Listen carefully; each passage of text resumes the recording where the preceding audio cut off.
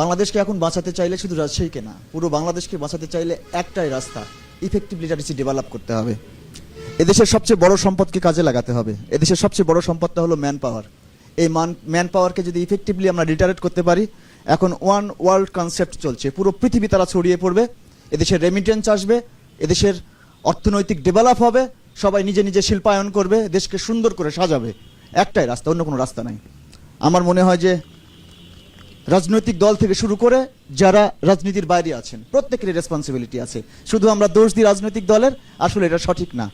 সবাই মিলে একযোগে এদেশের প্রত্যেকটা মানুষকে যদি কার্যত শিক্ষিত করা যায়, এদেশ ভালো হতে বাধ্য।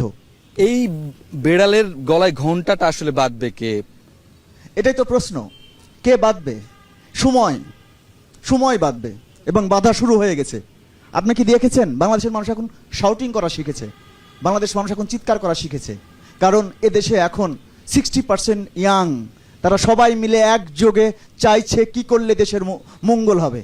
শুধু দরকার সেই আন্তরিক প্রশাসন, যারা লঙ্গার ভীষণে প্রত্যেকটা মানুষকে ইফেক্টিভ বানাতে পারবে। আমার দৃঢ় বিশ্বাস, কোনো রাজনৈতিক দলও যদি কাজ না করে, তাহলে সময়ের প্রয়োজনে এদের সোনার বাংলাদেশ হবে ইনশাআল্লাহ।